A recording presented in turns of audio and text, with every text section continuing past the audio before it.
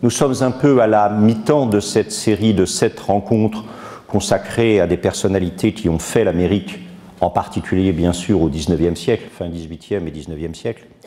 Nous avons évoqué tout d'abord la montée vers l'indépendance en centrant l'intervention sur Paul Revere, Paul Rivoire. Nous avons ensuite évoqué la création de l'identité politique américaine, avec en particulier la Convention constitutionnelle et la présence de Roger Sherman. Je voulais, lors de notre dernière conférence, illustrer l'importance des femmes dans la création de l'identité américaine et nous avons décliné un certain nombre de présences féminines et essayé de rendre justice aux domaines où elles ont investi des qualités, des talents, des enthousiasmes qui ne trouvaient pas toujours à s'exprimer dans le champ public de façon évidente, à cause évidemment d'une relation entre le pouvoir et le masculin qui était plus évidente à l'époque qu'elle ne l'est maintenant. Mais nous avons essayé de montrer comment elles avaient exercé une sorte de magistère d'influence dans le XIXe siècle américain. Et il m'a semblé peut-être qu'il serait bon de marquer le point tournant de cette série de rencontres en évoquant un très grand artiste américain, Winslow Homer, qui me paraît probablement être de tous les peintres américains du XIXe siècle, sinon le plus important, au moins le plus émouvant. Vous le voyez ici dans un portrait, dans une photographie. Alors évidemment, c'est important parce que Winslow Homer correspond à ce moment où la peinture a vacillé sur ses bases, confrontée qu'elle était, bien sûr, à la concurrence de la photographie. C'est-à-dire, fallait-il continuer à faire image par la peinture, puisque l'illusion de réalité pouvait être donnée de manière beaucoup plus rapide, parfois beaucoup plus précise, et nos amis américains probablement ne sont pas inintéressés par ce fait, beaucoup moins cher par la photographie. Et vous le savez, la photographie est un phénomène qui s'est développé massivement et de manière extrêmement importante aux États-Unis. Winslow Homer est né en 1836, il est né à Boston, même si sa famille s'est très rapidement déplacée de l'autre côté du fleuve Charles, vers une ville que vous connaissez bien sûr, peut-être pas sous son nom, mais parce qu'elle abrite aujourd'hui 2 institutions universitaires. Une des 2 était déjà abritée à l'époque par cette ville. Il s'agit de Harvard, bien sûr, et puis du MIT, le Massachusetts Institute of Technology, qui sont tous les 2 situés sur le territoire de la commune de Cambridge. Et la commune de Cambridge est donc située de l'autre côté du fleuve Charles par rapport à Boston. Et c'est à Cambridge qu'assez rapidement après la naissance de Winslow, la famille Homer est allée s'installer. Alors aujourd'hui, quand on va à Cambridge, bien sûr, on est frappé par le côté très urbanisé de la ville. À l'époque, la petite ville de Cambridge, dans les années 1830, était située en lisière de la nature. Il suffisait de quitter la ville et au bout de 100 mètres, on était en plein champ, ce qui expliquera peut-être tout à l'heure un certain nombre d'aspects de la thématique de Winslow Homer.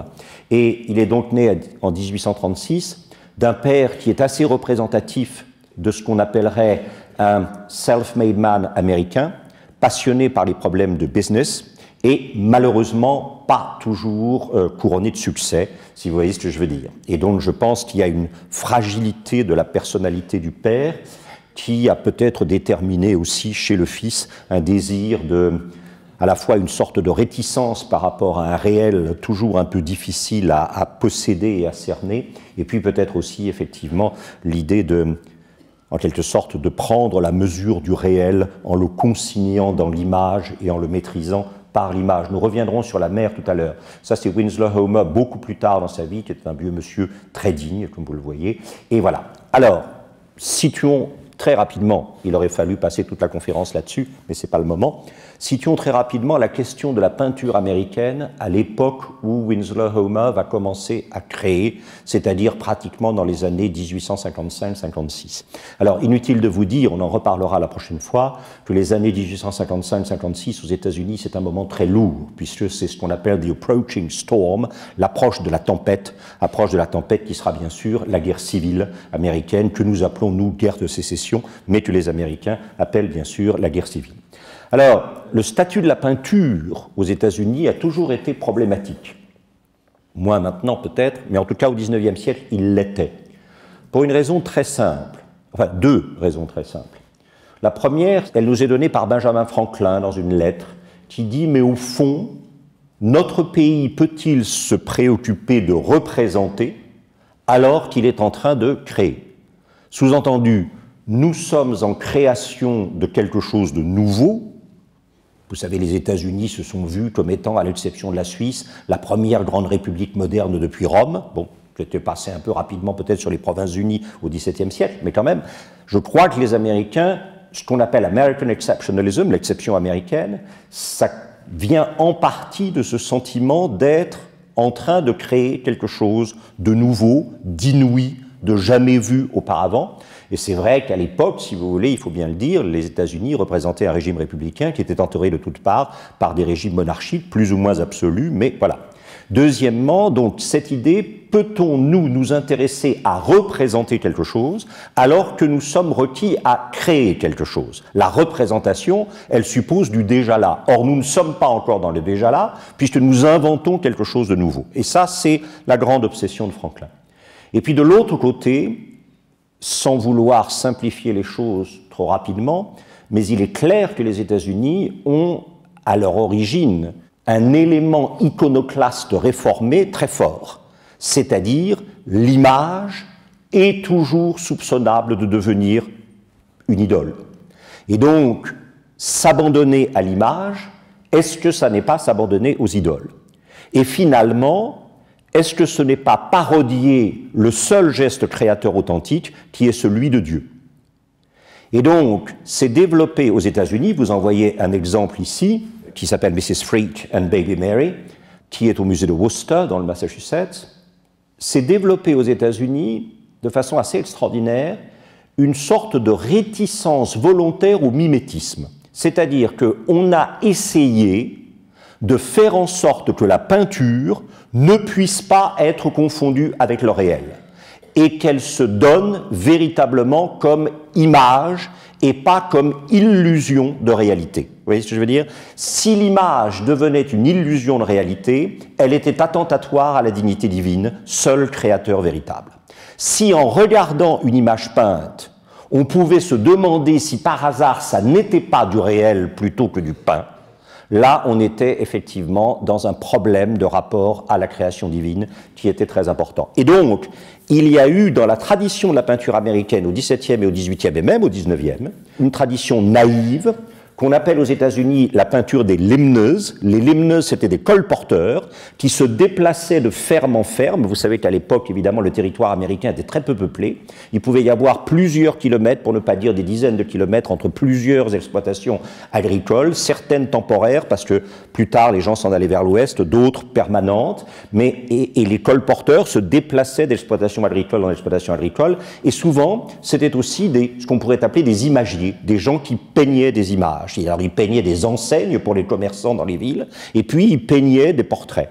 Et très souvent, ces portraits étaient des portraits, en fait, volontairement naïfs. Alors vous me direz, c'est une manière astucieuse de dissimuler une incapacité technique. Oui, mais de même que Sienne a volontairement renoncé à la perspective parce qu'elle avait très bien compris le danger illusionniste de la perspective développée par Florence, les peintres limneurs sont des gens qui ont refusé l'illusion du mimétisme de la représentation de la réalité. Et alors, ça donne des choses qui nous paraissent un peu étranges à nous, mais qui ont longtemps été la peinture américaine du XVIIe et du XVIIIe, c'est-à-dire des portraits volontairement maladroits, qu'on ne peut pas confondre avec le réel. Et alors il y a un peintre que j'aime beaucoup, qui est un peintre du Connecticut, qui s'appelle Ralph Earl. On l'a appelé le premier peintre de la République américaine. Ralph Earl est à la fois quelqu'un qui maîtrise parfaitement la perspective, la nature morte, etc. Il vous présente ici un personnage qui s'appelle Elijah Boardman, ça n'a pas beaucoup d'importance. C'est un homme politique de l'État du Connecticut qui finira au Sénat des États-Unis et pas simplement au Sénat du Connecticut et qui a fondé toute la légitimité de sa carrière politique, vous voyez, sur le commerce. Puisque vous avez derrière, effectivement, ce qu'il vend, c'est-à-dire en gros des tissus, hein, et devant, vous avez les livres de comptes. Donc ça, c'est vraiment très très clair. Hein. L'idée, c'est que la légitimité vient du fait que l'on sait créer de la richesse. On se demande si de temps en temps, on ne pourrait pas, ailleurs qu'aux États-Unis, réfléchir à tout ça. Mais ça, c'est une autre histoire. Et donc, Elijah Boardman, que vous voyez ici, fonde sa légitimité politique sur son activité commerciale. Et vous voyez que, c'est très curieux, Earl a encore un petit peu de cette naïveté volontaire, hein, ce côté limna, c'est-à-dire ce côté, si je faisais une image qu'on pouvait confondre avec la réalité, d'une certaine manière, j'usurperais la place de Dieu. Et alors ça n'a jamais été le souci de quelqu'un dont nous avons déjà parlé, John Singleton Copley, ce grand peintre bostonien, qui disait que son plus grand titre de gloire, c'était le jour où un enfant passant devant une porte ouverte avait confondu à l'intérieur de la pièce sur laquelle la porte était ouverte le portrait de son grand-père peint par Copley avec le grand-père vivant. Et donc l'enfant, voyant le portrait et le confondant avec son grand-père, était rentré dans la pièce les bras tendus en appelant grand-père. Et Copley disait, ça c'est ce qui fait ma légitimité comme peintre, cet enfant a pu douter de la réalité, finalement, de la présence réelle de son grand-père, alors qu'il n'avait sous les yeux qu'une image que j'avais peinte. Alors évidemment, vous le voyez, ça c'est très intéressant, c'est le portrait d'un personnage, d'un homme du Sud, ça n'est pas par hasard. On en reparlera la semaine prochaine. Le péché originel du Sud américain, c'est d'avoir toujours maintenu une relation privilégiée avec l'Europe, c'est-à-dire une relation orientée vers l'Est, et non pas une ouverture vers l'Ouest, même si cette définition est en partie fausse. Mais elle a longtemps servi au Nord pour dénoncer le Sud des États-Unis comme une succursale de l'Europe, et pas comme un lieu où on inventait l'américanité nouvelle. Et vous voyez très bien que ce portrait d'un homme politique, d'un diplomate, fédéral, mais venu des États du Sud, la Caroline du Sud pour ne pas la nommer, qui s'appelait Ralph Izard, I-Z-A-R-D, qui avait épousé, pas fou si je puis dire, hein, c'est pas simplement le balancing the ticket, il se produit pas simplement pour les candidats à la présidence qui choisissent généralement un vice-président qui permet de ratisser dans la partie de l'électorat que eux ne couvrent pas. Lui, donc, cet homme du Sud, etc., avait épousé une des héritières new-yorkaises, Alice de Lancey. Pour ceux d'entre vous qui connaissent bien New York, vous savez qu'à la pointe de New York, il y a une rue qu'on appelle de Lancey Street, et qui a été construite et développée par. Et vous le voyez ici, on n'est absolument pas dans une revendication d'identité américaine. On est vraiment dans ce qu'on a appelé à l'époque aux États-Unis the lure of Italy, la séduction de l'Italie, puisque la scène d'évidence, le couple qui est peut-être ici dans sa lune de miel, peut-être plus tard dans son existence, nous ne savons pas très bien, le couple est accompagné évidemment d'une urne grecque, il y a une statue antique ici ou à l'antique, et vous retrouvez bien sûr le Colisée de Rome suggéré à l'arrière. Vous retrouvez ici le Colisée, la statue, et vous voyez que M. Ralph Izard est en train de présenter à sa femme un dessin, effectivement, fait d'après la statue. Or là, on a véritablement quelque chose qui est très anti-américain et qui consiste à définir la culture comme quelque chose de proprement européen, qui, si vous êtes un Américain cultivé, vous ne pouvez pas effectivement vous passer de cette référence européenne, et l'abandon de cette référence européenne sera très important. Copley a néanmoins fait un très grand tableau qui est essentiel pour la culture américaine, c'est son fameux Brooke Watson and the Shark, qui se passe effectivement dans le port de Cuba, où un jeune homme qui deviendra plus tard Lord Mayor de Londres, ayant voulu imprudemment se baigner dans le port de Santiago de Cuba, va se trouver confronté tout d'un coup à un requin qui lui emportera la jambe. Les cheveux blonds superbes du personnage qui se mélangent à l'eau et l'arrivée de cette force terrifiante du requin qui lui dévorera une jambe. Or, puis-je me permettre de vous rappeler que dans ce qui est peut-être le plus grand livre de toute la littérature américaine, le Moby Dick de Herman Melville, le capitaine Ahab, le bien nommé Ahab, voue une haine terrible à la baleine blanche, à Moby Dick, parce que justement Moby Dick lui a arraché, bien sûr, une jambe. Et Copley a fait plusieurs versions de ce tableau, qui est devenu un tableau extrêmement à la mode aujourd'hui aux États-Unis, parce que, vous le savez, on en reparlera la prochaine fois, un des grands problèmes reste, on l'a vu récemment, à nouveau, les gens qui pensaient que la question noire était réglée aux États-Unis, je crois, se trompaient un tout petit peu d'époque, hein, et c'est clair que la question de la présence noire, africaine-américaine aux États-Unis est très importante, et dans la troisième version de Brooke Watson and the Shark, c'est là où on voit version format portrait et non plus paysage. C'est là où on voit très nettement que la seule corde par laquelle Brooke Watson pourra regrimper à bord du bateau est en fait tenue par un noir, comme si finalement la ligne de vie de l'homme blanc confronté aux éléments déchaînés de la nature américaine, cette ligne de vie ne pouvait être tenue que par un homme noir. Alors, le portrait a été très vite remplacé dans la peinture américaine comme sujet fondamental par effectivement le paysage. parce que ce qui faisait l'originalité de l'Amérique, c'était le paysage, c'est-à-dire c'était les dimensions du paysage. Ralph Waldo Emerson, le premier philosophe américain, et je crois que j'ai déjà fait ce mauvais jeu de mots qui consiste à dire que ce n'est pas une contradiction dans les termes que de parler de philosophie américaine, Ralph Waldo Emerson, dans un texte superbe qui s'appelle The Poet, écrit en 1855 et qui fait partie de ses essais, a cette formule que j'ai déjà citée de nombreuses fois, et je m'excuse par avance, ou je prie ceux qui ont voyagé avec moi aux États-Unis assez souvent de m'excuser de cette répétition, mais je n'en vois pas d'autres plus parlantes. America is a poem in our eyes. L'Amérique est un poème devant nos yeux.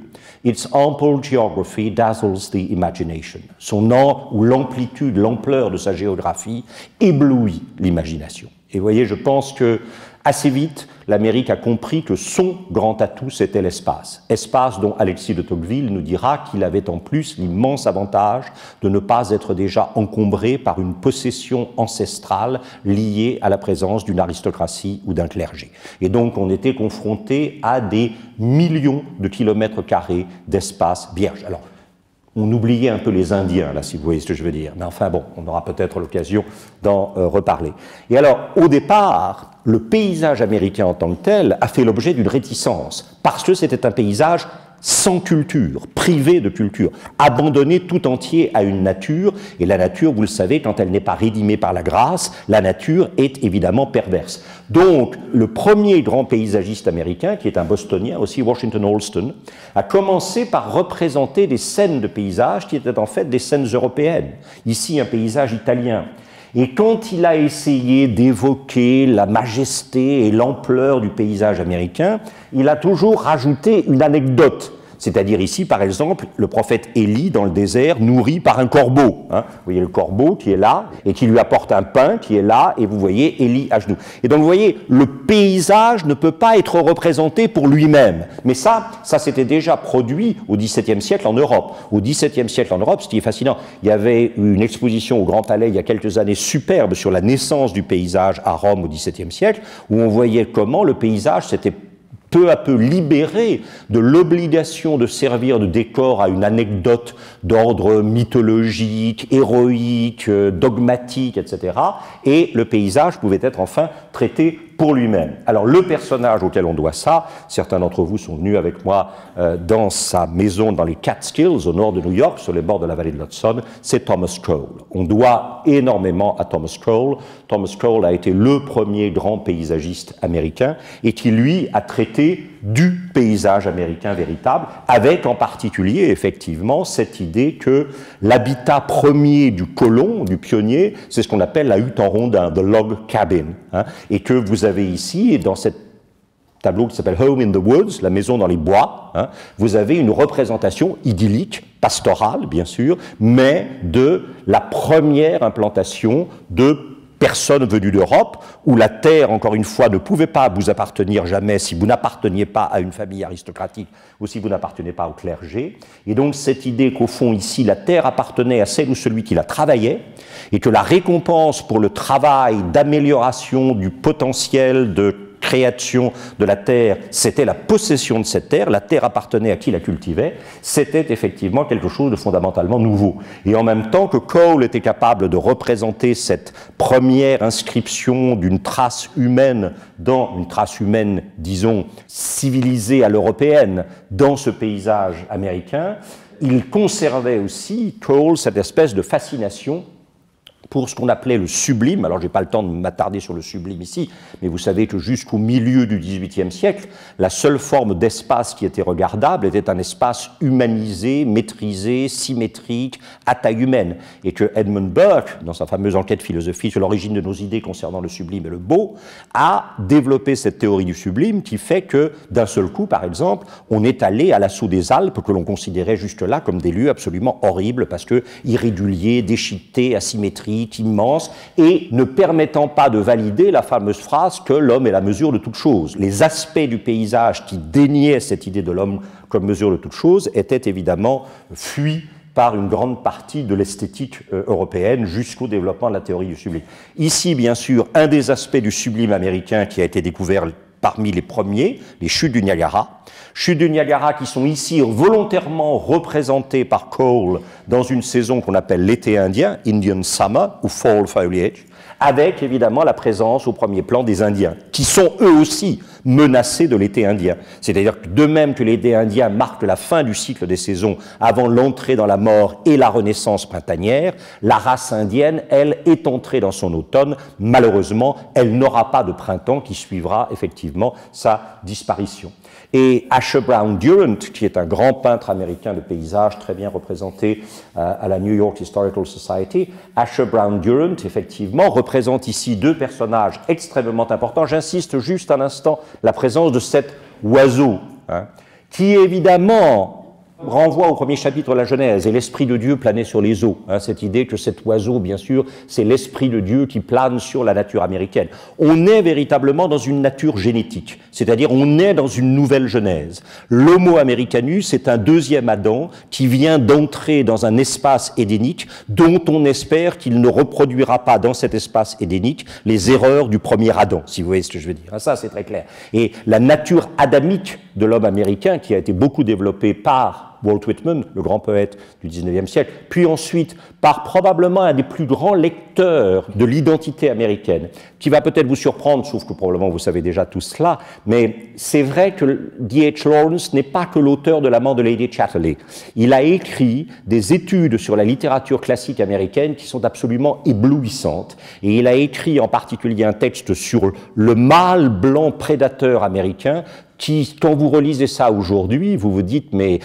Alors, c'est une étude sur James Fenimore Cooper, bien sûr, et c'est d'une intelligence absolument extraordinaire sur ce qui constitue à la fois, si vous voulez, la sacralisation du naturel et la dévastation du naturel dans les mains de l'homme, effectivement, blanc américain. Et les deux personnages que vous voyez là, qui sont donc volontairement placés par Asher Brown Durant sur cette espèce de petite éminence en saillie, ce sont bien sûr, à droite, le peintre Thomas Cole, dont nous venons de parler ici, et ici, un personnage qui était un poète de l'époque, qui s'appelait William Cullen Bryant, qui lui pensait encore qu'on pouvait parler de l'espace américain en vers, c'est-à-dire en vers avec des pieds. Walt Whitman inventera le vers libre et dira que le vers libre est seul à la mesure de la liberté de l'espace américain, et que si la page blanche est effectivement une sorte de matérialisation, alors vous voyez, page blanche, baleine blanche, tout ça, voilà, il y a des tas de gens qui ont écrit des choses très brillantes là-dessus, sur lesquelles je ne vais pas m'attarder maintenant, mais cette idée finalement que le vers américain ne pouvait être qu'un vers libre qui se déployait sur la page blanche comme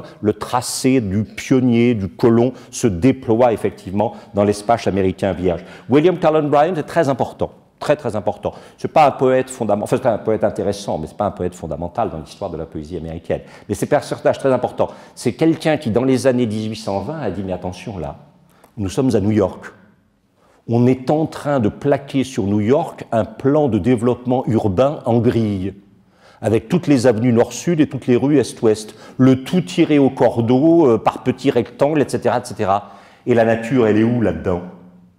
Et alors évidemment, pas de nature. Et c'est à William Cullen Bryant que l'on doit la création de cet immense rectangle en plein milieu de New York qu'on appelle Central Park, bien sûr. Sans William Cullen Bryant, il n'y aurait pas effectivement de Central Park aujourd'hui. Alors ça, c'est une icône américaine, c'est Frederick Edwin Church, Twilight in the Wilderness, Crépuscule dans la nature sauvage, où vous voyez bien que vous avez tout, y compris, je ne vais pas m'attarder là-dessus, mais l'idée que ce qui est mort à gauche renaît à droite. Nous sommes dans une nature cyclique. Ce sont les trois couleurs fondamentales, le rouge, le jaune et le bleu. La nature est américaine qui mélange à la fois la terre, l'air, l'eau et le feu, les quatre éléments. Cette nature américaine, c'est elle qui est bien sûr la source de la vie. Et Albert Bierstadt, qui était un immigrant d'origine allemande, a été le premier grand peintre de l'Ouest américain, où vous retrouvez à nouveau, et de la somptuosité des paysages de l'Ouest américain, où vous retrouvez à nouveau cette présence effectivement très importante de celui qu'on appelle l'indigène américain, c'est-à-dire l'Indien. Sur la côte Est se développera une école qu'on appelle le luminisme. Le luminisme, ce sont des gens qui, à la suite de Emerson, dont j'ai déjà parlé, considèrent que finalement, comme chez les romantiques allemands qui ont beaucoup marqué Emerson, le divin, c'est la nature même. La nature même est la seule forme visible du divin. Et en fait, Dieu est présent au monde, le réel, la nature, n'étant qu'un voile légèrement opaque qu'on a déployé sur la splendeur au demeurant invisible de Dieu, car vous savez qu'on ne peut pas voir Dieu sans mourir. Donc la nature, c'est ce qui est entre notre regard et Dieu, comme une sorte de voile légèrement opaque, mais qui n'arrive pas à dissimuler l'incandescence lumineuse qui est la présence de Dieu, qui est derrière toute chose existante. Et ça, c'est un personnage que j'aime beaucoup, qui s'appelle Fitzhugh Lane. Fitzhugh Lane est un admirable peintre, très bien représenté dans la collection Karolique du Musée des Beaux-Arts de Boston. Et vous avez ici ce sentiment d'une espèce d'immense paix, là aussi le premier matin du monde. Il y a une sorte de premier matin du monde dans toute cette peinture américaine, du luminisme, qu'on retrouve ici chez quelqu'un qui s'appelle Sanford Robinson Gifford, dont vous voyez très bien là que vraiment l'espace américain, la nature américaine, n'est qu'un voile à peine opaque qui vient se poser sur la surface de l'incandescence divine qui est sous, effectivement, l'univers même. Et quand vous regardez le détail, là vous avez l'idéal américain, c'est-à-dire, je m'excuse, c'est un peu stupide, mais la petite maison dans la prairie, si vous voyez ce que je veux dire. Voilà, ici, toute seule, puisque la grande idée, c'est que la démocratie américaine est fondée sur des individualités singulières fortes, juxtaposées à distance respectueuse les unes des autres dans l'espace américain. Vous voyez la présence de l'eau, l'air, là aussi, effectivement, et puis cette incandescence extraordinaire. Alors, Winslow Homer a commencé comme ça. Vous me direz, heureusement, ça ne s'est pas arrêté là. Mais son père, qui, je vous le rappelle, est un homme d'affaires pas très brillant, n'a jamais envisagé l'art que comme un moyen de faire de l'argent.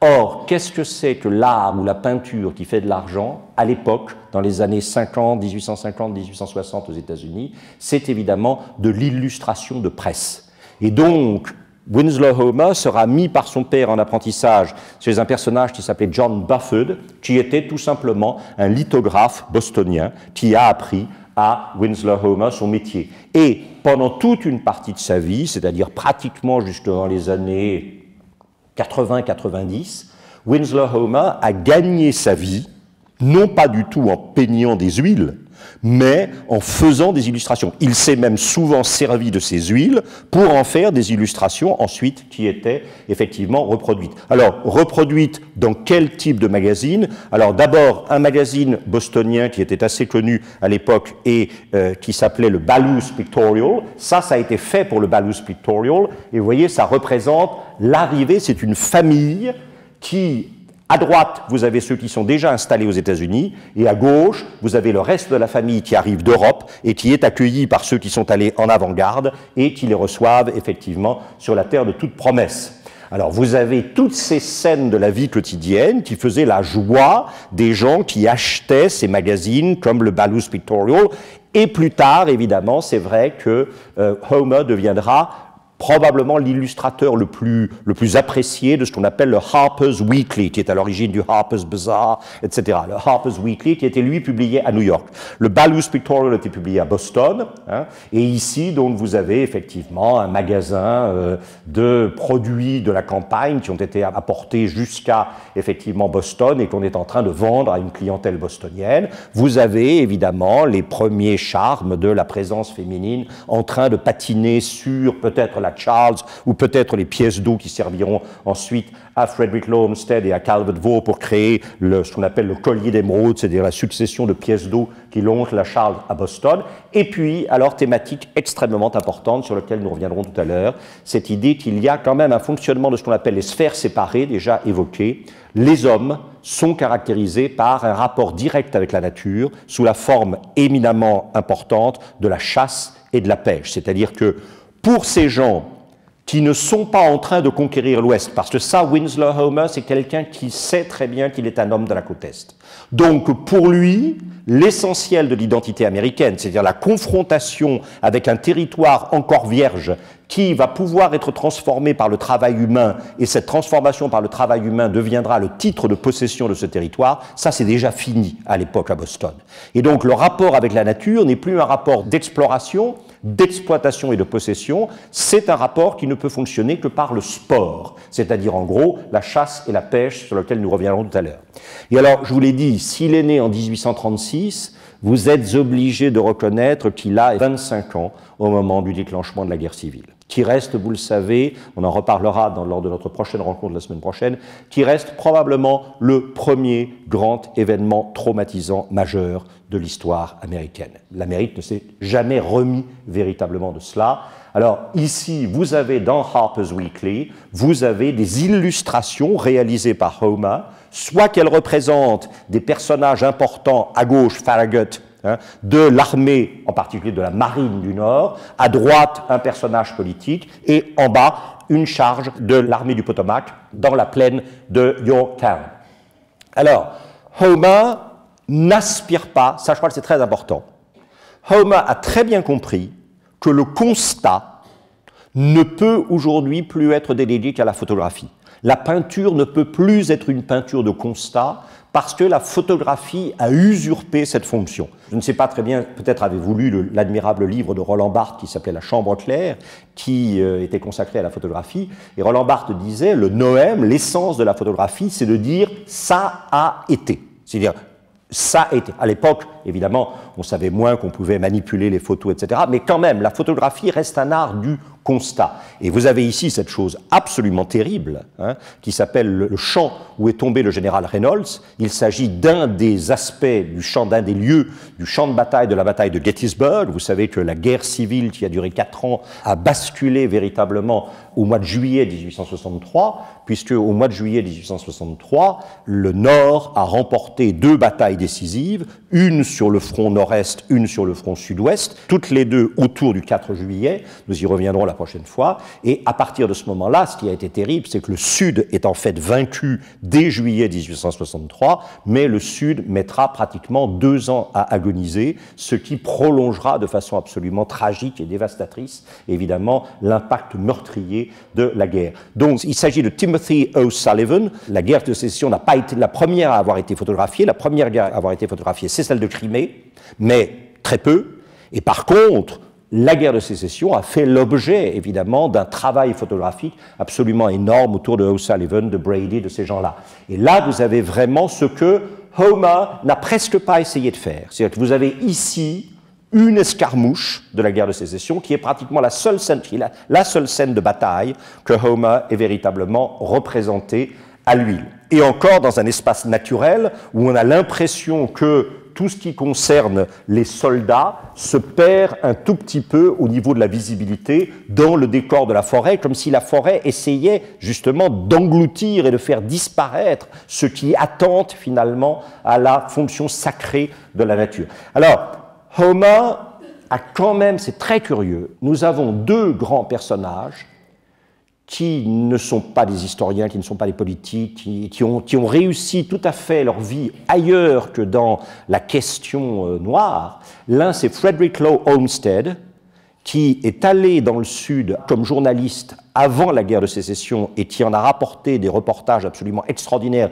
Il est devenu plus tard le plus grand jardinier paysagiste de son temps, et c'est à lui qu'on doit Central Park, Frederick Law Olmsted. Et puis l'autre personnage, c'est évidemment Homer.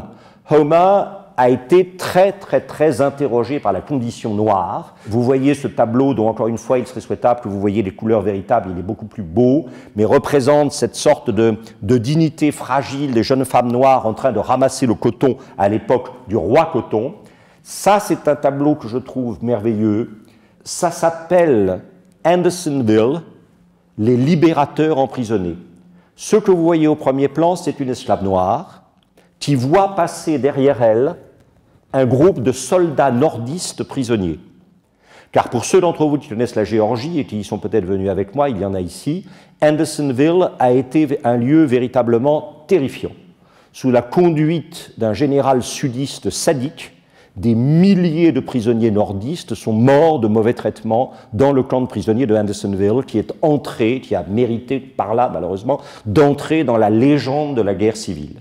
Et vous voyez, cette jeune femme noire, qui n'est pas encore libérée, parce que c'est pendant la guerre de sécession bien sûr, elle est techniquement libérée depuis le 1er janvier 1863 et le 13e amendement, mais les gens du Sud, bien sûr, ne sont pas forcément au courant, et elle voit passer, bien sûr, sur la route, les gens qui étaient censés venir la libérer et qui sont maintenant eux-mêmes, bien sûr, prisonniers.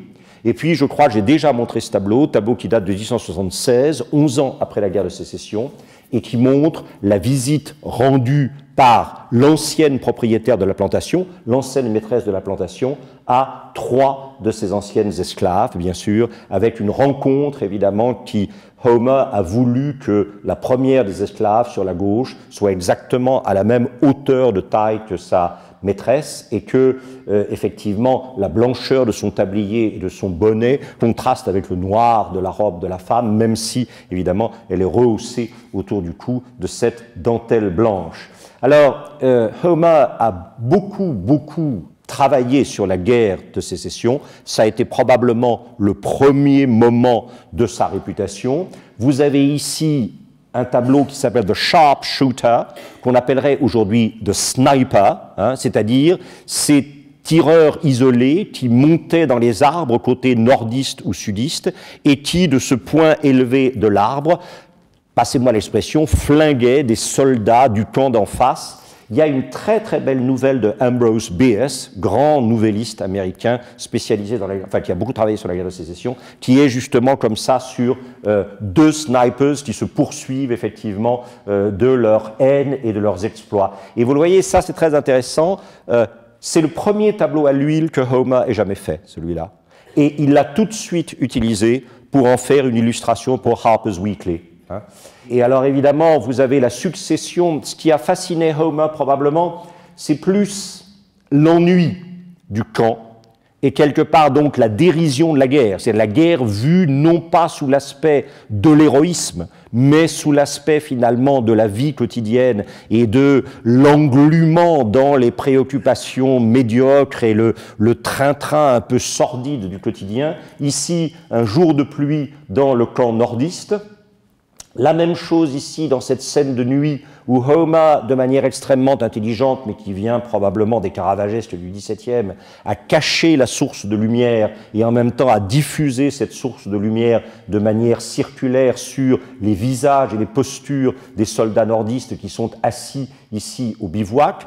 Alors, il a visiblement été fasciné par une fois, c'est très curieux d'ailleurs, parce qu'il ne peut pas l'avoir vu sous cet angle de vue, mais il a vu un jour un soldat sudiste, probablement appartenant à un corps d'armée, un bataillon, Dieu sait quoi, encerclé par les nordistes, qui est monté, alors c'est très curieux parce qu'on a revu ça au moment de la guerre de 14, etc., qui est monté d'une certaine façon sur la tranchée en appelant les soldats d'en face à le tuer. Et ce geste, évidemment, alors si vous voulez, c'est très curieux, chez Homer, vous avez très rarement du combat. Vous avez soit l'aspect ennui sordide du quotidien de la guerre, soit l'aspect hystérisation et folie. Mais il n'y a pas finalement, si vous voulez, dans la peinture de Homer, une sorte de célébration, encore une fois, ni même du fait que la cause du Nord était probablement une cause moralement plus évidemment juste que celle du Sud. Très souvent, ici, le tableau s'appelle ironiquement « Home, Sweet Home hein, », maison, douceur de la maison. Hein. Vous voyez ici ces soldats qui, pendant certains d'entre eux, 4 ans, alors je l'ai dit déjà peut-être et je le redirai la prochaine fois, n'oubliez jamais que le total des morts américains des 2 camps, pendant la guerre de sécession, qui s'élève, pense-t-on, à environ 700 000 morts, hein, n'a pas été, encore une fois, aujourd'hui égalé par le total des morts américains dans toutes les guerres auxquelles l'Amérique a participé. C'est-à-dire que si on fait le total de tous les morts américains dans toutes les guerres auxquelles l'Amérique a participé, on n'arrive pas au total des morts de la guerre de sécession, ce qui est quand même extrêmement impressionnant et ce qui représente évidemment quelque chose dans l'histoire du pays qui est terrible.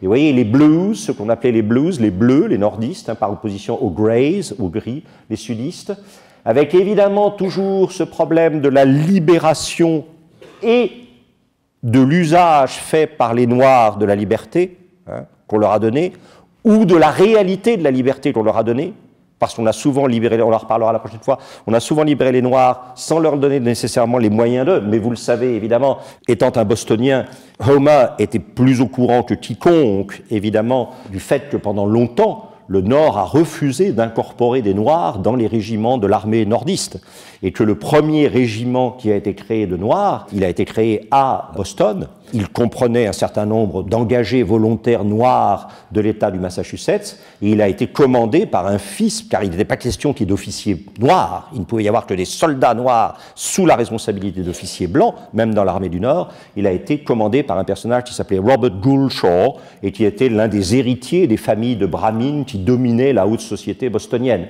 Et John Augustus Saint-Gaudens, grand sculpteur américain de la deuxième moitié du XIXe siècle, a mis en face du Parlement de l'État du Massachusetts un très beau bas-relief qui montre effectivement ce régiment du 54e du Massachusetts défilant avec Robert Gould Shaw à sa tête. Et alors ça, c'est peut-être le tableau qui a le plus impressionné les nordistes, un tableau qui a été présenté en 1867 à l'Exposition universelle de Paris, alors que Homer était à Paris en voyage. C'est le premier voyage à l'étranger qu'il a fait. Homer est venu à Paris en 1867, et au moment où il est allé à l'Exposition universelle, son tableau ici y était présenté. Et évidemment, il s'agit de greys, de gris, qui sont présentés prisonniers à un officier, jeune officier, un ami de Homer probablement, jeune officier blue, c'est-à-dire bleu. Et alors vous le voyez, comme par hasard, c'est assez extraordinaire, Homer ne peut pas s'empêcher d'échapper à la notion de reportage. Si vous regardez attentivement les trois prisonniers sudistes, vous le voyez bien qu'ils représentent les trois âges de la vie, c'est-à-dire un homme âgé qui est au milieu, un homme mûr qui est en avant et un jeune homme qui est à l'arrière, sorte de configuration des trois rois mages, puisque vous savez que dans les représentations des rois mages, très souvent les trois rois mages sont représentés comme étant effectivement les trois âges de la vie, le mage le plus ancien étant celui qui touche au plus près le Christ, souvent en embrassant le pied au moment où il va déposer son cadeau à ses pieds. Et alors ça, c'est probablement une des plus grandes œuvres que Homer ait faites, une œuvre très très simple mais somptueuse, qui représente le vétéran fauchant un nouveau champ.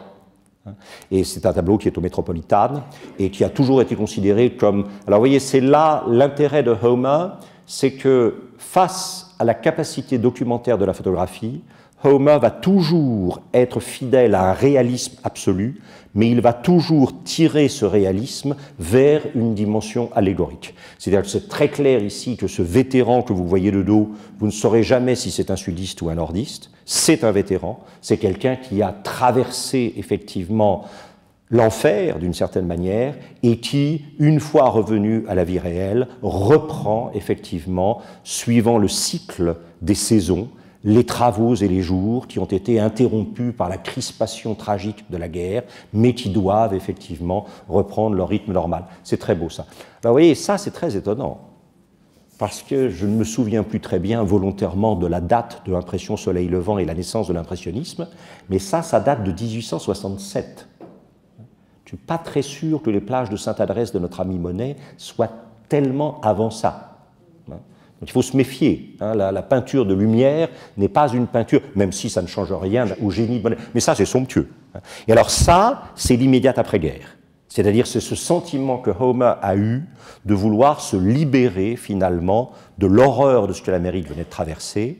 Et on a un Homer qui va s'installer dans un monde qui est massivement féminisé, et un monde qui entre tout doucement dans ce qui va être, alors on aura l'occasion d'en reparler dans la séance sur Theodore Roosevelt, mais c'est un monde qui, une fois réglé la question identitaire de l'Amérique, tant que l'Amérique n'a pas eu réglé sa question identitaire, c'est-à-dire est-ce que c'était la société du Sud qui représentait la société américaine, est-ce que c'était la société du Nord, quand le Nord qui représentait la réalité de la société américaine l'a finalement emporté sur le Sud, l'Amérique, les États-Unis réunifiés ont pu se lancer dans le double mouvement d'industrialisation et d'urbanisation qui va leur permettre de devenir effectivement assez rapidement la première puissance mondiale en énergie potentielle. Et vous voyez que Homer va être... Alors ça, c'est très beau, hein, c'est un peintre absolument magnifique, et qui va complètement se libérer de l'aspect tragique et sordide de la guerre civile pour célébrer un espace qui est un espace naturel et qui est habité par des présences presque uniquement féminines. Alors vous avez toute cette série de scènes de croquet, que personnellement je trouve absolument magnifiques, qui sont réparties dans plusieurs musées des États-Unis et qui sont très belles. Il y a des bleus d'une intensité extraordinaire, il y a des rouges absolument prodigieux, des blancs d'une pureté totale, et effectivement vous avez véritablement un enchantement. Mais ça aussi, c'est très très beau. Ce monde, vous le voyez encore une fois, qui est uniquement un monde de femmes. Comme si, d'une certaine manière, Homer avait senti que la paix est le temps des femmes et que la guerre est le temps des hommes, hommes, mais que les hommes doivent payer effectivement pour cette incapacité d'être eux-mêmes pratiquement, sinon en temps de guerre. Et alors, assez vite, effectivement, Homer a repris son activité, ou a entamé une activité de peintre qui n'a plus été une activité documentaire. Ici, vous avez des peintres en train de peindre qui montrent bien que Homer n'était pas seul, hein, qui sont en train de peindre ce qu'on appelle les White Mountains. En fait, il s'agit de la version, effectivement, des Appalaches du New Hampshire. J'aime beaucoup cette juxtaposition des trois peintres en train de peindre finalement le dos les uns des autres, pratiquement. C'est presque le Mondo Novo de Giandomenico Tiepolo à la Carrezzonico. Mais vous voyez, ça c'est très important, Washington, parce que ça veut dire que le rapport à la nature de la côte Est n'est plus qu'un rapport touristique et sportif. Et que finalement, alors que toute une partie de l'Ouest n'est pas encore conquise, il y a à l'Est déjà, et vous voyez, ça, vous ne pourrez jamais empêcher que toute l'identité... J'en parlais hier soir avec un de mes anciens étudiants qui a beaucoup travaillé sur Faulkner et qui est un garçon extrêmement brillant, et il me disait, tu vois, quand tu nous as cité le titre du livre de Gertrude Stein, The Geographical History of America, l'histoire géographique de l'Amérique.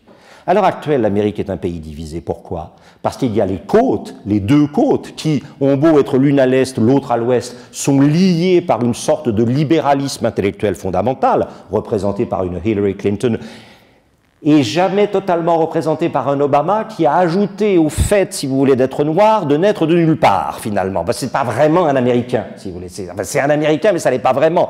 Toute la controverse sur son certificat de naissance, où est-ce qu'il est né, comment il est né, quel prénom il porte, un peu arabe sur les bords, etc., etc.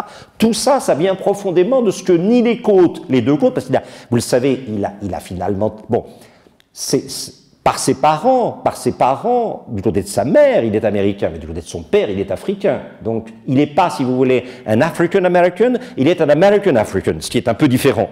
Voilà, un Africain venu en Amérique par son père.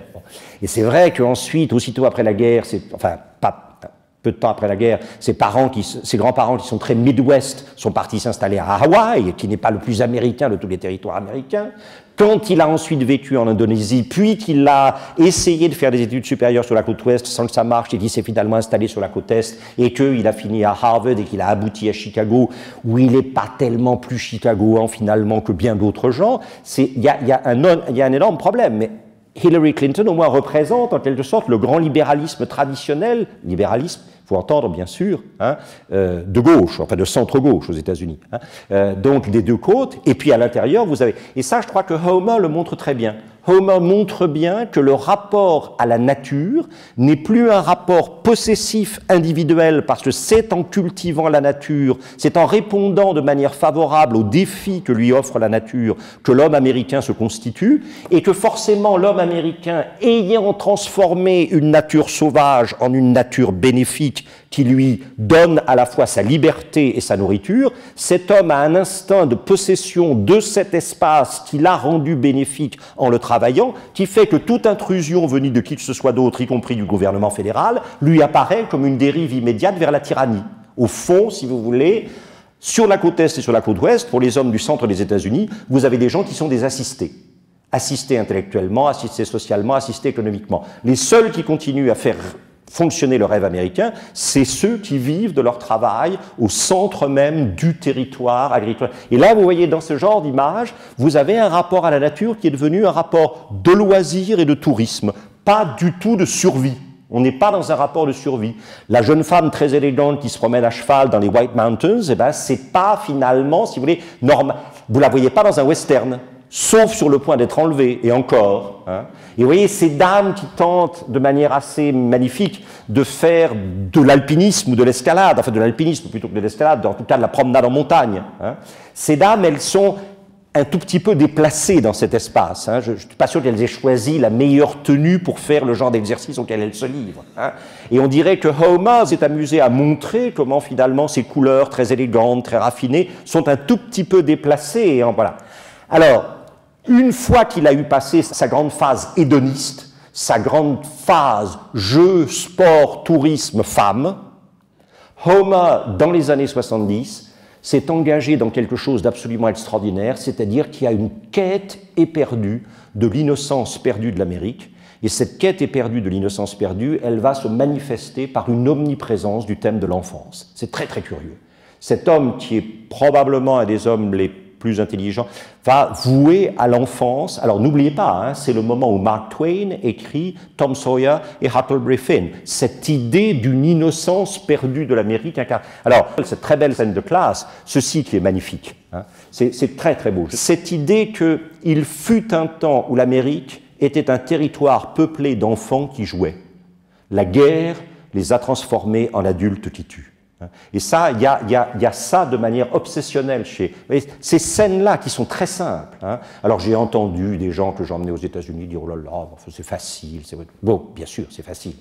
Il suffit de lire Philippe Dagen dans Le Monde de temps en temps pour s'apercevoir qu'un certain nombre de peintures n'ont pas beaucoup de crédit à ses yeux. Moi, je trouve ça absolument magnifique. Et c'est d'autant plus bouleversant que, si vous voulez, ici, Homer célèbre de manière volontaire une sorte d'innocence perdue qui est représentée par l'enfance. Regardez ce nooning, la sieste, effectivement, ou The Whittling Boy, que je trouve très très beau, hein, cet enfant qui est en train, avec un couteau, de se préparer, je sais pas quoi, un rameau d'arbre qu'il est en train de transformer en une espèce de petit couteau, Dieu sait quoi. Mais c'est superbe, et c'est absolument éblouissant. Et alors, vous voyez que, de même que l'enfant tient un couteau à la main, hein, de même vous sentez que cette petite fille absolument magnifique, qui tient son trèfle à 4 feuilles, hein, si vous regardez à l'arrière cette espèce de grande fenêtre guillotine, hein, qui se lève et qui est ouverte sur un lieu complètement noir, d'un seul coup, quand on commence à regarder des tableaux comme ça et qu'on passe par-dessus le côté immédiatement totalement charmeur, hein, c'est vrai. Et alors, bon, vous voyez qu'ici, on entre dans quelque chose, vous avez senti la différence. Nous étions dans de l'huile. Et Homer a été et reste le plus extraordinaire aquarelliste que l'Amérique ait produit. C'est un aquarelliste absolument superbe. Or, je vous ai parlé de son père, je ne vous ai pas parlé de sa mère. Sa mère était aquarelliste. Et il y a eu un moment où il a consenti à parler la parole de la mère plutôt que la parole du père. Et il s'est lancé dans l'aquarelle de façon absolument éblouissante. Il se trouve que j'étais il y a 2 jours à Londres pour voir l'exposition sur la fin de la carrière de Turner, que je ne saurais trop vous recommander. À la limite, vous devriez déjà être parti à la gare du Nord, parce que ce serait plus important que de rester là et écouter mes bêtises. Mais l'exposition sur Late Turner à la Tate Britain c'est même plus qu'un enchantement, c'est époustouflant. Cet homme a tout su de la peinture moderne, je ne parle pas de la peinture contemporaine, mais il a tout su de l'art le plus avancé avant tout le monde. C'est absolument éblouissant. Et c'était un aquarelliste fabuleux. Et Homer est un aquarelliste fabuleux. Ça, c'est une aquarelle magnifique. De même que ça, vous voyez, ces scènes qui sont des scènes d'enfants et qui semblent constamment, parce que la guerre est déjà passée, célébrer une sorte d'instant parfait dont on sait bien qu'on n'arrivera pas à le retenir, on n'arrivera pas à le freiner. Hein. Vous le savez, il y a, dans le Faust de Goethe, hein, on dit souvent que, en fait, non, Faust il ne veut pas une éternelle jeunesse, etc. Vous savez, le terme du pacte, hein, le terme du pacte est très précis. Méphisto lui dit, le jour où tu diras à un instant, alors attention, je vais parler allemand, ça c'est catastrophique. Vorfeile du bist so schön, arrête-toi, tu es si beau. Ce jour-là, je te redemanderai ton âme. Donc l'idée, c'est qu'il y a quelque chose de faustien dans le fait de vouloir arrêter le temps. Or, qu'est-ce que c'est que l'art, en particulier la peinture, sinon le plus faustien de tous les arts, puisqu'il s'agit d'éterniser dans une image une réalité du temps qui s'est forcément détruite et qui s'est forcément défaite.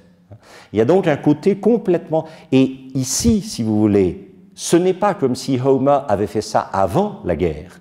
Homer a fait ça 10 ans après la guerre, pour montrer que d'une certaine manière, quelque chose d'une innocence qui avait existé avant la guerre était perdu pour jamais, et que le seul espoir qu'on avait de retrouver cette innocence, c'était non pas dans la réalité, mais dans l'image, et que l'image était bien finalement un déni de réel.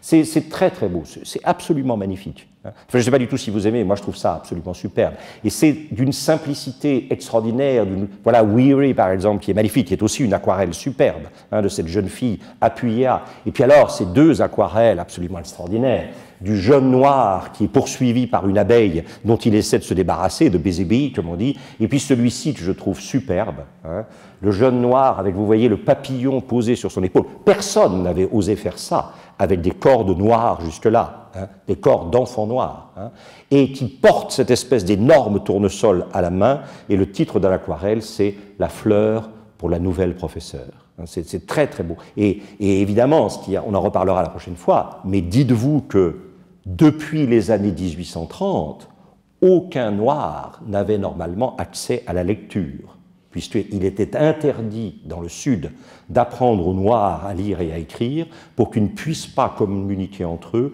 et qu'ils ne puissent pas fomenter effectivement une révolte comme celle de Nat Turner dont nous reparlerons. Et c'est après la révolte de Nat Turner qu'il avait été décidé dans les États du Sud d'interdire aux maîtres d'apprendre à leurs esclaves à lire ou à écrire.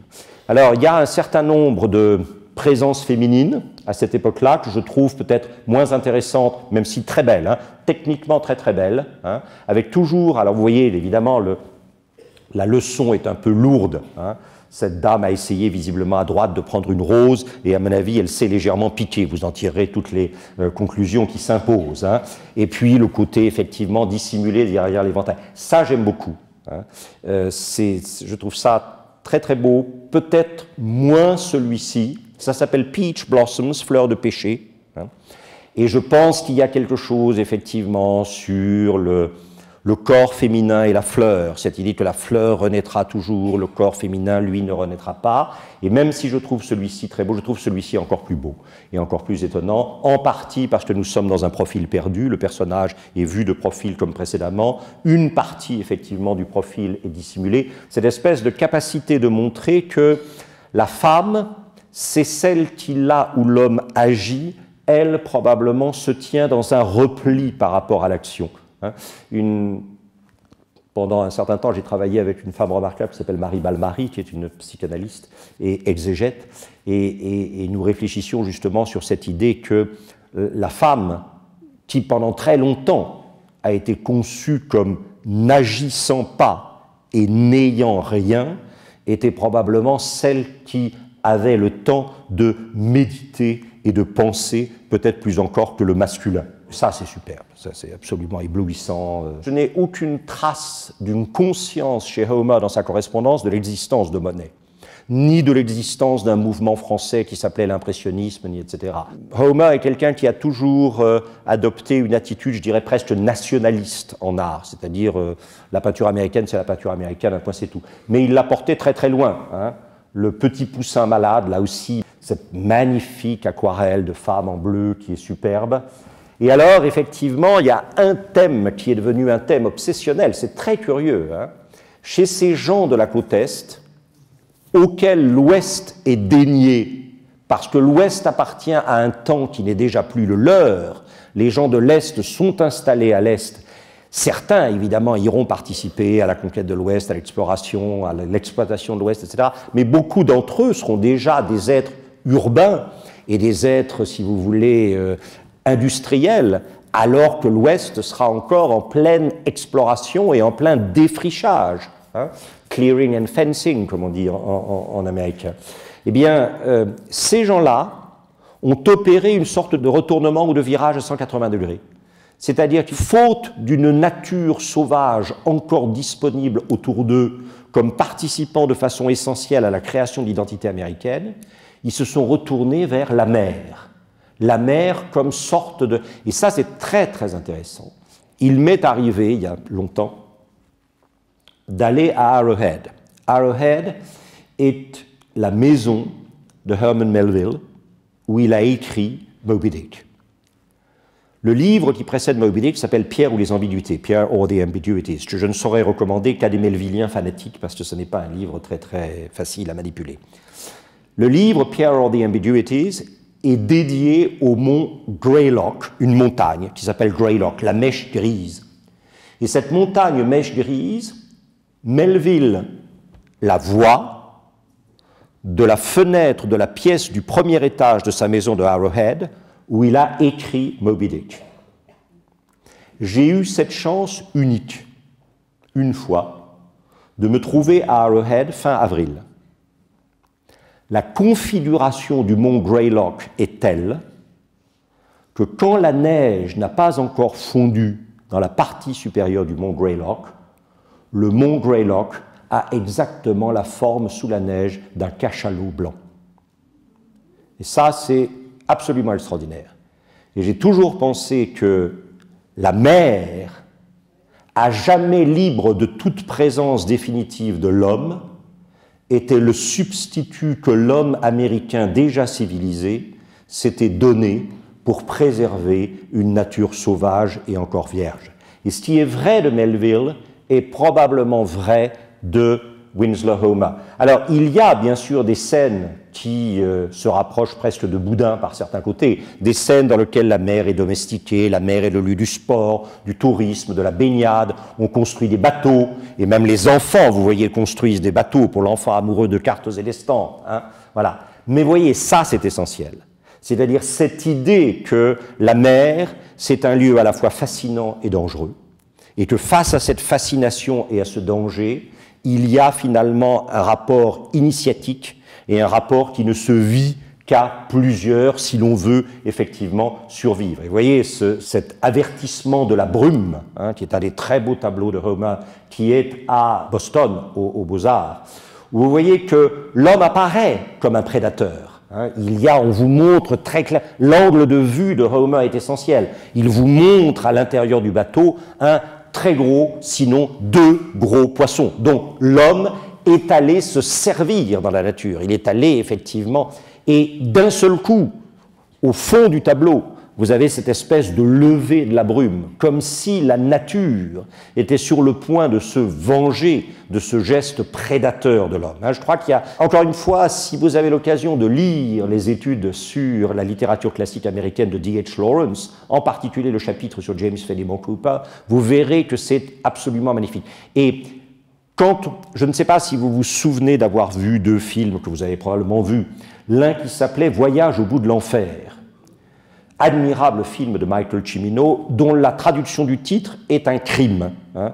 Ça s'appelle en fait « The Deer Hunter », le chasseur de daims. Et la plupart des gens n'ont pas compris le rapport entre les scènes du Vietnam et les scènes de chasse dans les Appalaches. Je ne sais pas si vous vous souvenez. Jusqu'au moment où, à la fin, le personnage joué par Robert De Niro, revenu de l'horreur du Vietnam, se retenait de tuer le daim, justement. Hein. Or, vous le savez, un des 5 volumes de la saga de bas de cuir de James Fenimore Cooper s'appelle The Deer Slayer, The Deer Slayer, The Deer Hunter, The Deer Slayer. C'est très évident que Michael Cimino n'a pas choisi son titre par hasard. Et l'autre jour, dans un avion, m'occupant un peu à aller à droite et à gauche, j'ai revu la totalité de Dances with the Wolves, Danse avec les loups, le film de Kevin Costner. Je n'avais pas vu depuis longtemps et que j'ai trouvé admirable. Il y a, si vous voulez, dans l'identité américaine, quelque chose de très très tragique. C'est-à-dire que si l'Amérique est une promesse faite à l'homme d'un nouvel Éden, il faut bien que cette promesse se matérialise sous la forme de possession, d'avoir. Et finalement, cette matérialisation sous la forme de possession et d'avoir, elle détruit finalement la promesse en la réalisant. Vous voyez ce que je veux dire? Il y a quelque chose de tragique dans l'identité américaine. Et cette tragédie, elle est là, c'est que pour que la promesse soit validée, il faut d'une certaine manière que ce qui constituait la promesse soit détruit par la possession et par la mort. C'est très curieux. Dans le premier des 5 romans de James Fenimore Cooper, Les Pionniers, nous avons tous, enfin j'avais lu probablement comme vous des James Fenimore Cooper en bibliothèque verte abrégée. Et je me disais, bon, voilà. Et puis un jour, quand même, mes responsabilités d'angliciste ou d'américaniste m'ont amené à lire la totalité des romans. C'est prodigieux. Les gens qui vous disent que James Fenimore Cooper c'est ennuyeux, c'est parce qu'ils ne l'ont jamais lu. Et il y a une scène dans le premier Les Pionniers où un groupe de jeunes dans une communauté pionnière tue des pigeons migrateurs et n'en fait rien. Ce qui vous rappelle la scène, évidemment, où dans Danse avec les loups, Costner et ses amis indiens tombent sur un massacre de bisons dont on n'a rien fait, ce qui est l'horreur absolue. Qu'on puisse tuer sans que ça serve, c'est épouvantable. Déjà, quand ça sert, c'est un problème, mais qu'on puisse tuer sans que ça serve, c'est épouvantable. Et d'une certaine façon, il y a toujours eu dans la conscience américaine cette idée que pour que la promesse devienne réalité, il fallait tuer ce qui garantissait la promesse et que ça représentait effectivement quelque chose de terrible. Alors en 81-82, on ne sait pas très bien pourquoi, Homer est parti en Angleterre. Il est parti sur la côte est de l'Angleterre, au bord de la Tyne, dans un petit village qui s'appelle Cullercoats, et on a mis, vous savez, ces fameuses plaques bleues rondes que les Anglais aiment bien mettre sur les bâtiments où sont passés des personnages historiques. On l'a mis pour le signaler. Et là, à Cullercoats, il a rencontré une communauté de pêcheurs, une sorte de pêcheurs d'Islande, si vous voulez, avant la lettre, dont il a consigné dans une série d'aquarelles de tableaux extraordinaires l'héroïsme quotidien de l'existence. Ici, le naufrage, cette idée donc des lifeboats, les unités de sauvetage, qui se précipitent vers le bord de la mer pour essayer de sauver des gens qui ont été, dont on a averti que le bateau était en train de faire naufrage. Ces personnages, là aussi, ce sont des huiles, ces personnages qui vont to the rescue, au sauvetage, ces personnages qui sont sauvés parce qu'on tend entre le bateau qui est en train de sombrer et la côte, ce qu'on appelle des lifelines, des lignes de vie, et que des gardes-côtes, des sauveteurs utilisent effectivement ces lignes de vie pour aller chercher à l'intérieur du bateau des gens qui autrement se noieraient. Et vous voyez à quel point la présence humaine apparaît fragile dans cet univers de nature déchaînée. Homer est certainement quelqu'un qui appartient aussi d'une certaine manière à la première génération des environnementalistes américains.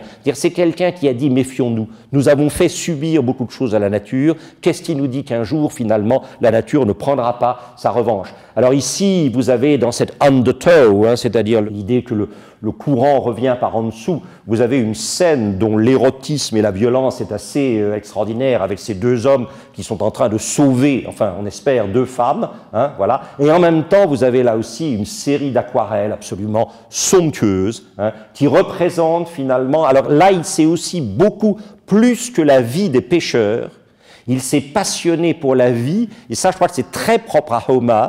Finalement, l'artiste n'est pas quelqu'un qui agit, c'est quelqu'un qui médite sur l'action des autres continuellement. Or, qu'est-ce qui médite sur l'action des pêcheurs? Les femmes des pêcheurs. Et donc, il va continuellement accorder à Cullercoats une importance capitale aux femmes, à l'attente des femmes, au regard des femmes, au travail des femmes qui réparent les filets pendant que les hommes sont en mer pour qu'ils puissent repartir en mer ensuite. Le bleu en particulier sur la robe tablier en cuir marron est absolument magnifique. Et puis ces silhouettes de femmes sur les pêcheurs, la dureté géométrique de ces rochers au bord de la mer, avec évidemment le bateau fragile, tout gris, menacé à l'arrière.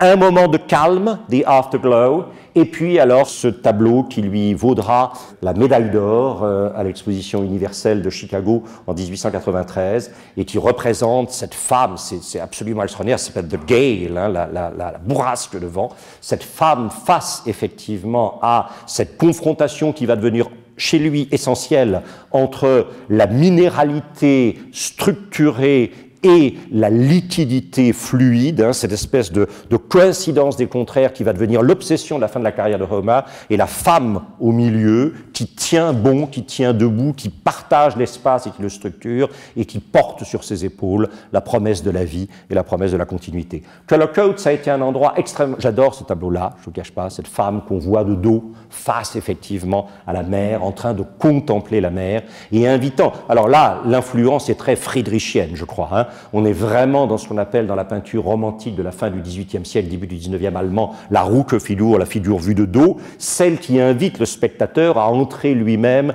dans un état de contemplation par rapport à cette mer qui est toujours menaçante, même quand elle devient exotique, puisqu'ici vous avez son fameux tableau du Gulf Stream qui a été acheté par le Metropolitan et qui est le tableau qui lui a été le plus cher de son vivant, et où vous voyez, vous vous souvenez du tableau de Brooke, Watson and the Shark, de John Singleton Copley qu'on a vu tout à l'heure. Je suis persuadé que Homer, par ce tableau, rendait hommage finalement à l'influence de Copley, avec effectivement, et probablement aussi à l'influence de Melville, avec cette espèce d'ouragan que vous voyez se déployer à l'arrière, qui a cassé le mât évidemment du marin noir qui se retrouve seul, isolé sur son bateau, et la présence menaçante. La vie est un combat. Il y a effectivement, on en reparlera avec Theodore Roosevelt, Theodore Roosevelt va tirer son idée de strenuous life, la vie marquée par l'effort individuel et par le combat individuel, et pas par la démission de l'individu dans la sécurité d'un système collectif. Ça, je crois que c'est très très important.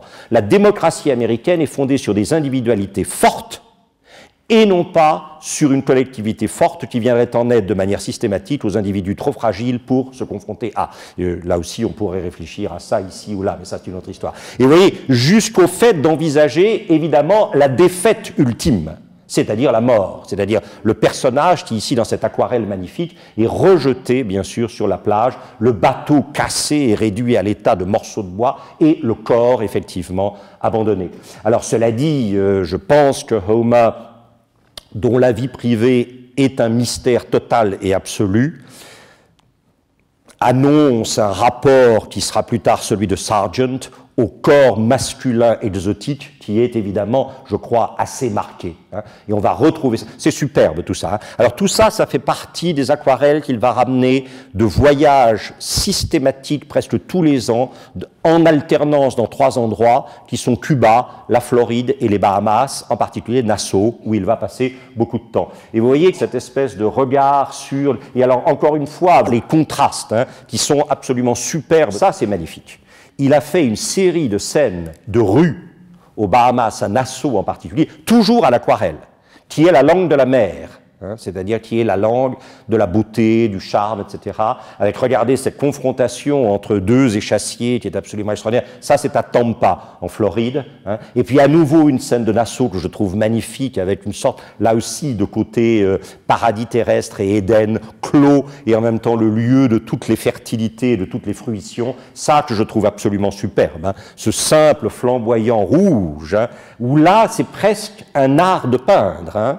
C'est-à-dire que vous voyez bien qu'il s'agit à partir d'un blanc, qui est l'après de la toile, mais c'est une aquarelle donc c'est le papier tout simplement, de déployer 2 choses qui sont la subtilité et la finesse des lignes, et ensuite les taches de couleur rouge. C'est une sorte de leçon de peinture pure que Homer déploie ici. Et alors, vous voyez, il n'ira qu'une seule fois en Angleterre, à Cullercoats, et il rapportera, j'ai juste mis ça ici pour servir de transition, mais ce charme absolu de l'exotisme qu'il rapportera des Bahamas, de Santiago de Cuba ou de la Floride, et puis j'aime beaucoup, je dois dire, cette aquarelle des Maisons du Parlement, qui elle non plus n'est pas sans lien avec l'obsession monnaie des Maisons du Parlement. Et alors, évidemment, peut-être que le lieu le plus essentiel de Winslow Homer, ce sont les Adirondacks.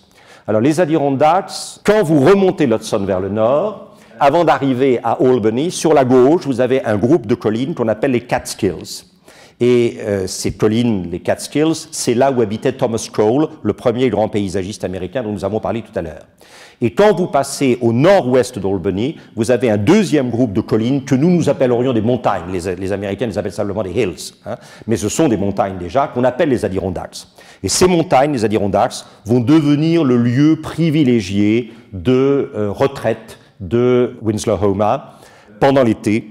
L'hiver, il va aux Bahamas, il va à Cuba, il va en Floride, mais l'été, il s'installe dans les Adirondacks, et puis ensuite, il quittera définitivement New York et il ira s'installer sur les bords de la côte du Maine, à Prouts Neck, où il aura son dernier atelier. Et vous voyez, ça, c'est typique.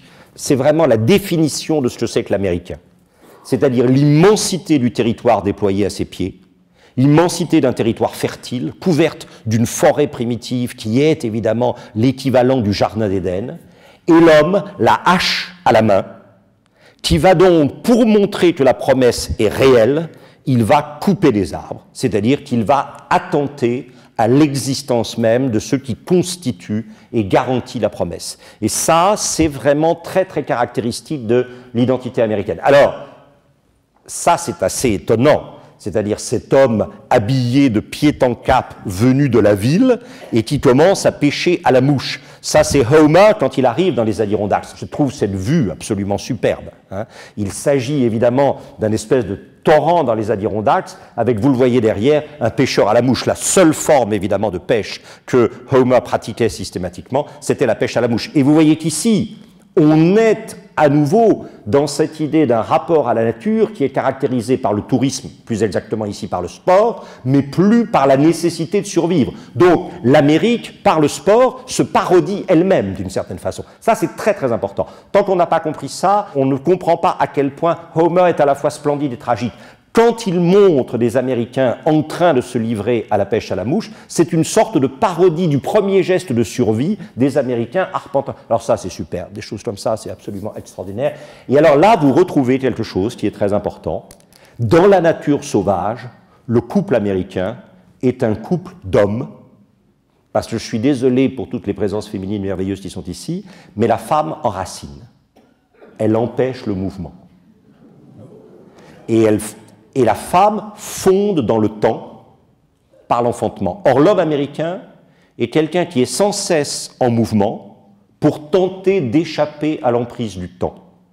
I'm a poor lonesome cowboy and a long way from home, comme dit Lucky Luke à la fin de tous les Lucky Luke.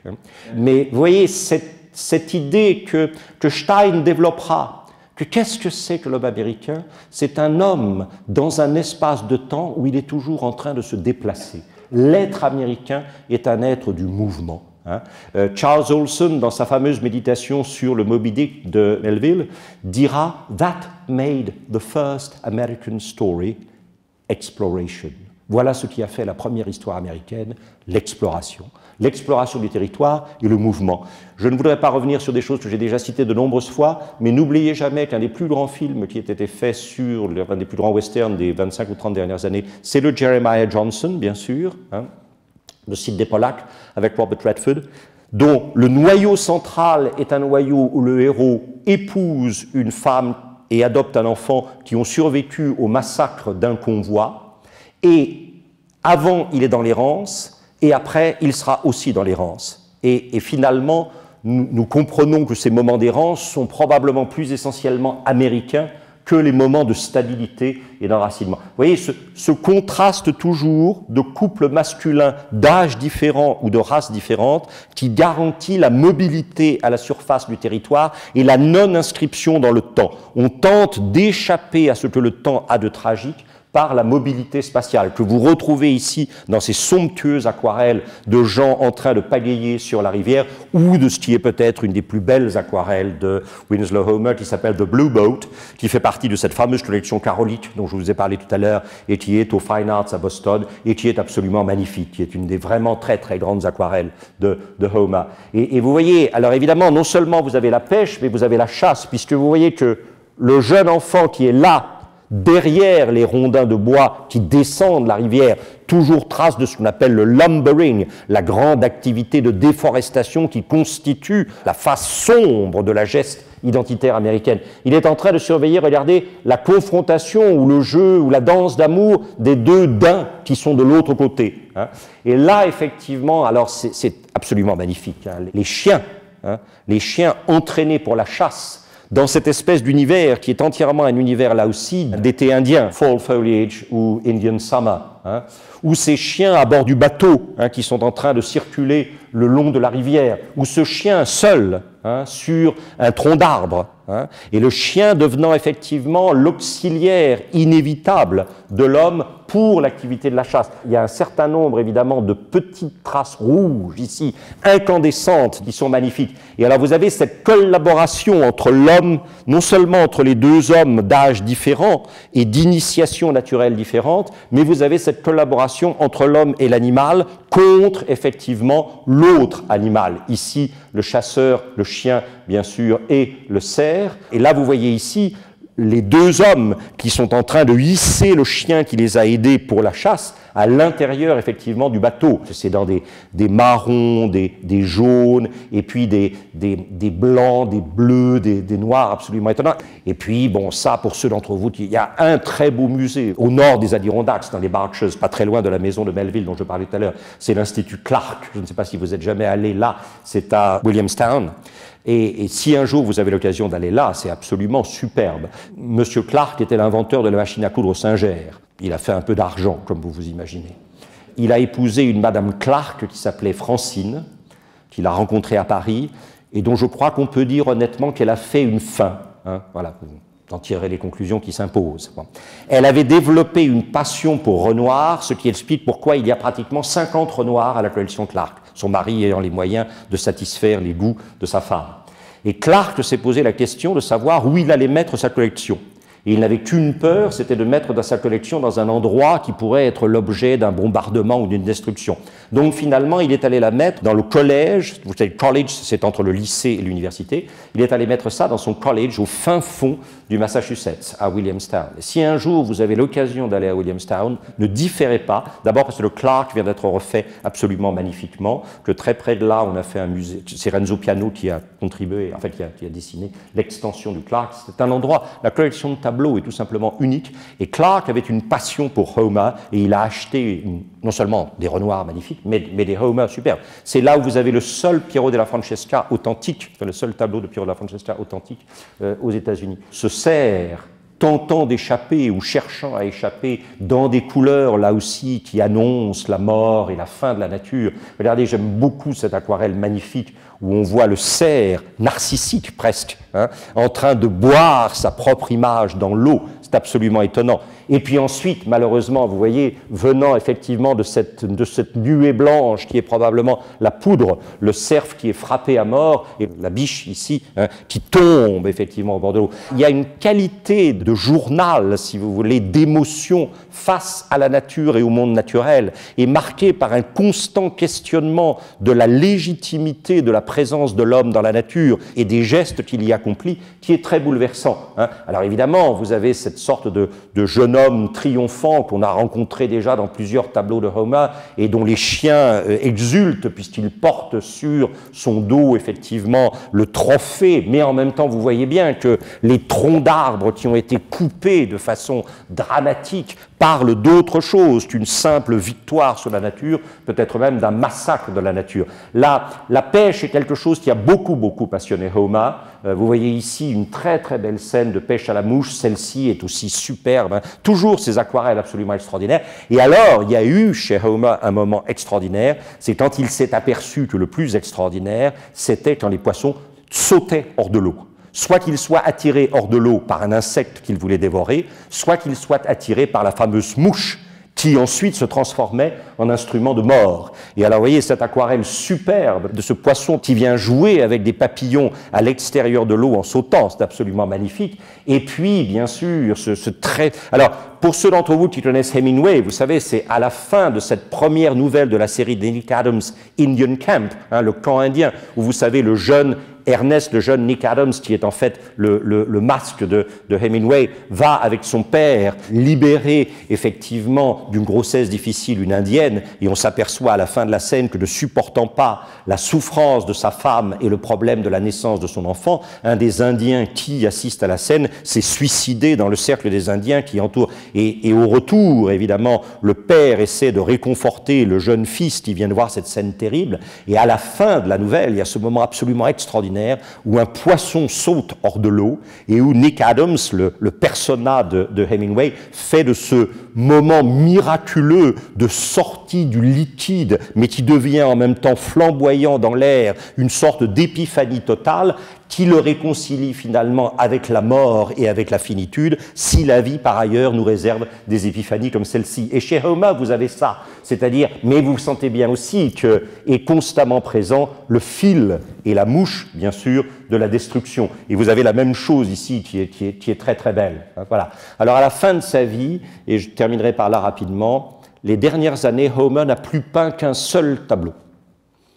Enfin, disons, un même sujet constant, qui est cette sorte de tension constante entre ce qui, je crois, était probablement pour lui essentiel, une sorte de, comment dirais-je, de construction volumétrique de la nature représentée par les rochers, par les falaises, une sorte d'immobilité, de permanence, de durée.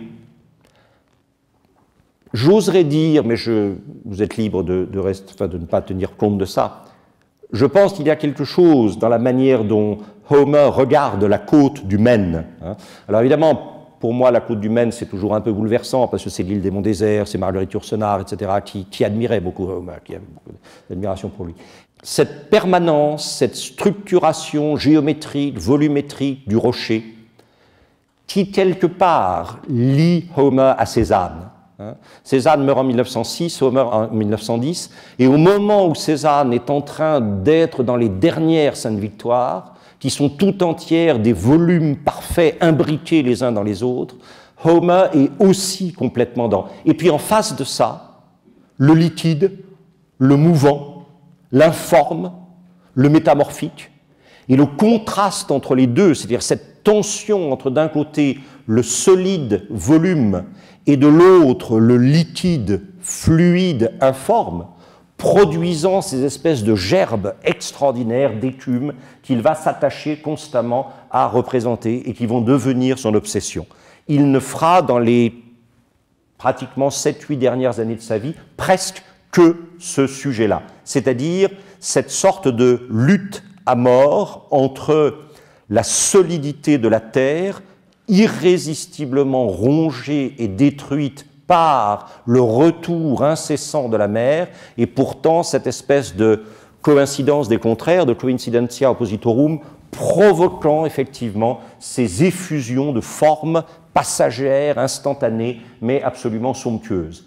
Et effectivement, toute la fin de la carrière de Homer sera marquée par ce sujet qui, il y avait eu justement à l'Institut Clark à Williamstown, une exposition il y a une quinzaine ou une vingtaine d'années, peut-être certains d'entre vous se souviennent de l'avoir vue avec moi, qui n'était consacrée qu'à l'œuvre ultime de Homer et qui pratiquement ne présentait donc que des toiles de cette tension absolument essentielle entre terre et eau, entre volume et fluide, entre liquide et minéral, montrant que finalement, très probablement, la confrontation constante des deux était le seul spectacle qui valait à la fois d'être contemplé et d'être figé, fixé sur la toile, de manière bien sûr non photographique. Je vous remercie.